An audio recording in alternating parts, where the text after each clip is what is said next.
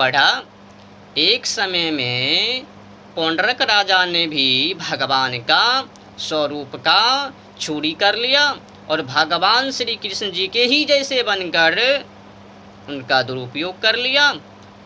जब उसने हाथ में मुसल, गदा, भाला इत्यादि इत्यादि हथियार को धारण कर लिया तो उनको लगा अब तो मैं ही भगवान हूँ, अब इनको तंग करूँगा, इनको कहूँगा कि तुम लोग हमको भगवान कहो, हम ही तुम्हारा वासुदेव हैं, वो नकली हैं।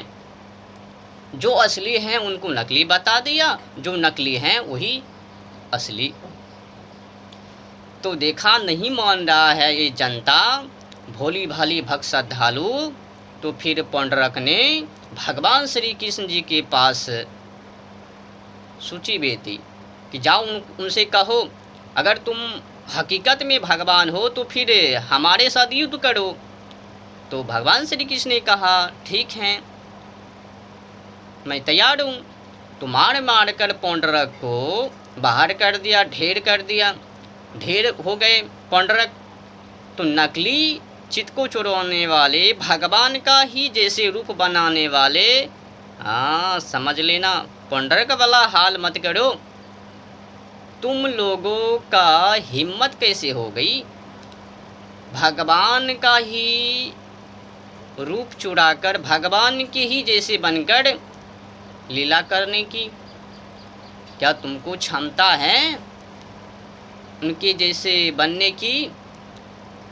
ना तुम में त्याग है, वैराग है, कुछ भी ऐसा गुण नहीं है सात्विक। बस मांस, अंडे, बकरे, प्रकृति की हत्या, जलवायु और ओजोन परत की हत्या, दिन रात हत्या करते रहते हो और जाते हो भगवान का नकल करके भगवान की ही जैसे बनकर लूटने के लिए। सबसे बुरी बात ये है कि भगवान का नकल करके भगवान की जैसे बनकर भोली भाली भक्त श्रद्धालुओं को मनोरंजन करवाना, भोग में शामिल करवाना, अंधविश्वासों में शामिल करवाना। ये जो रामलीला का पाठ करते हैं, कुंभकर्ण रावण बनते हैं, सीता माँ जी राम जी बनते हैं। पहला नंबर तो सात्विक दृष्टि से तो दिखाया नहीं जाता है, हंसाने के लिए वो सब रोल लेते हैं, एक्टिंग करते हैं हंसाने के लिए। क्या राम जी अवतार लिए थे हंसाने के लिए या फिर चरित्र को सिखाने के लिए, मानवता को सिखाने के लिए, सत्य क्या है असत्य क्या है वो सिखाने के लिए? ये जो जितने की रामलीला पाठ करने वाले सज्जन हैं, दुर्जन हैं, ये क्या कर रहे हैं? हंसा रहे जनता को, हंसो और भगवान का, भगवान के खिलाफ ये सब करो। तुमको ना गुरुकुल पढ़नी है, ना तुमको सत्य की बातों को जाननी है, ना तुमको आध्यात्म पर खड़ी होनी है, ना तुमको सत्य की मार्गों पर चलनी है। बस हमारी लीला को देखो, हमारे ही के माध्यम से तुमको मुक्ति मिल जाएंगे। कथा सुनो, मुक्ति मिल जाएंगे। भले ही तुम सत्कर्म करो या ना करो, मिल जाएंगे। अब मैं असली बातों पर आ रहा हूँ। ये जितने की महापंचायत करने वाले सज्जन हैं, इनसे मैं पूछना चाहता हूँ, आपने तो महामंडलेश्वर श्री इनरदेव जी महाराज के खिलाफ बातें तो बोल ली, उनसे क्षमा तो मंगवा ली, इनसे कब क्षमा मंगवाओगे? ये जो गौ माता की हत्या कर रहे हैं, तस्करी कर रहे हैं, इन लोगों के खिलाफ कब महापंचायत करोगे? इनसे कब क्षमा मंगवाओगे? तुमको तो यूँ भी पता है कि गौ माता के अंदर, गौ माता में 33 कोटि देवता हैं। क्या तुम उनको उसी प्रकार कटने छोड़ दोगे? महामंडलेश्वर श्री नरदेव जी महाराज को तो क्षमा मंगवा लिए, पर ये जो हकीकत काउंट कर रहे हैं वो तो डुप्लीकेट था। ये तो हकीकत कर रहे हैं, जो शास्त्राकार हैं, प्रत्यक्ष रूप में हैं, इनको तो खुले आम हत्या। तो इनके खिलाफ इनको कब नाक को लगड़ाओगे? इनको क्षमा कब मंगवाओगे? जाओ इस विषय के ऊपर चर्चा करो, महापंचायत करो, उस पंचायत में ये बोलो कि जितने की मुस्लिम लोग हैं उनसे मैं क्षमा मंगवाऊंगा कि तुम लोगों ने गौ माता की हत्या क्यों की।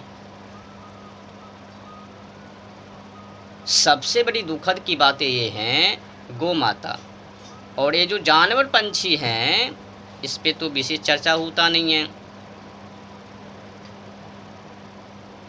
जिससे कि अधिक खतरा हैं, क्षतिग्रस्त हैं जलवायु और ओजोन परत का, इस विषय पर भी चर्चा नहीं करता है, महापंचायत नहीं करता है।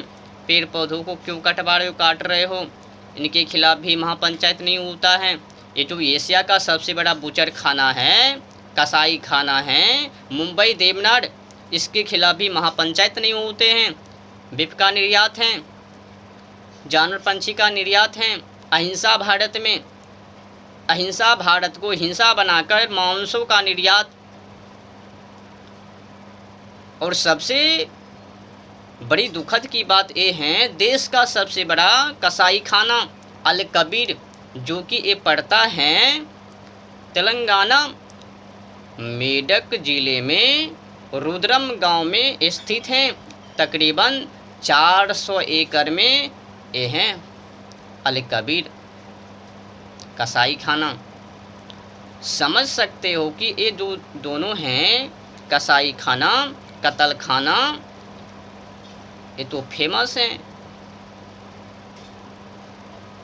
इनको बारे में लगभग में अधिकतर व्यक्ति को ज्ञात होगा, जानकारी होगा, पर इनके खिलाफ महापंचायत कभी नहीं होता है।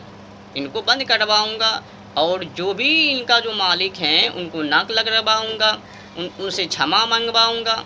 जाके करो, हिम्मत है तो जाओ बात करो। और जो मुस्लिम मुख के द्वारा, मुस्लिम लोगों के मुख के द्वारा ये जो बातें अनर्गल निकलते हैं, गलत बातें निकलते हैं, जो अल्लाह को ना माने वो काफिर कोफरे शैतान, जो अल्लाह को ना माने उनको जहाँ पर भी पाओ वहीं पर खपाओ। इनके खिलाफ कब चर्चा करोगे, महापंचायत करोगे? दुखद बड़ी समस्या है। सबसे बड़ी दुखद समस्या ये है 33 कोटि देवता गौ माता। मतलब ये जो पंचायत हुआ ना महामंडलेश्वर श्री इनरदेव जी महाराज के खिलाफ, ये अंधविश्वासों को बढ़ावा देने के लिए। इनका कहने का मतलब क्या था? जब तक वो रूप में हैं तब तक के लिए वो सब हैं। भले ही वो लोग, जो लोग भगवान का नकल करके भगवान की ही जैसे बनकर स्वरूप धारण किए हैं, वो उस समय के लिए वो हैं। पर वो जो मछली खाते हैं, अंडा खाते हैं, बकरी खाते हैं, वो नहीं देखनी है। देसी दारू पीता है वो नहीं देखनी है। पत्ती खेलते हैं वो नहीं देखनी है। और वहाँ पर तो देख लिया कि मतलब हमारे जो टीम हैं रामलीला पाठ करने वाले, उनके खिलाफ, उनको बारे में कुछ तुमको बोलने की नहीं है व्यास गद्दी से। अगर तुम लोग बोल दिया, सच्चाई उगल दिया, तो फिर रामलीला का पाठ बंद हो जाएंगे, अंधविश्वास धीरे धीरे खत्मा की ओर बढ़ जाएंगे, अंधविश्वास से मुक्ति ले लेंगे तो गड़बड़ हो जाएंगे, दही जमेंगे नहीं, हमारे कथा में भीड़ नहीं लगेंगे। तो एक काम करो, ये जो अभी महामंडलेश्वर श्री इनरदेव जी महाराज ने जो बात की है ना अंधविश्वास को ख़त्म करने की, इनके खिलाफ महापंचायत होनी चाहिए और इनको दबानी चाहिए। अगर ये नहीं दबेंगे, नहीं कुछ लेंगे, तो फिर गड़बड़ हो जाएंगे। रामलीला के पाठ से ही, उन्हीं के द्वारा जो अंधविश्वास फैलते हैं, उनके माध्यम से ही हमारे कथा में जमते हैं।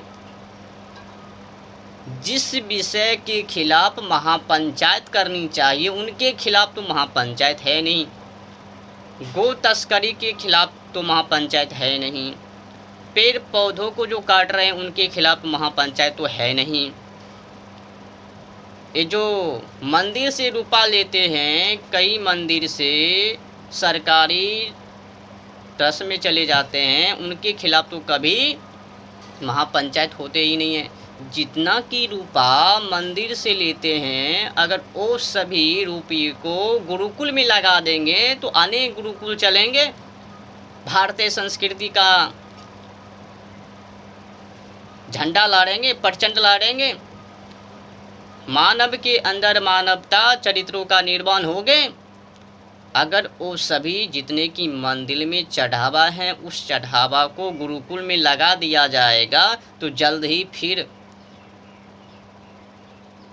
अहिंसा की मार्ग पर ये भारत आ सकता है।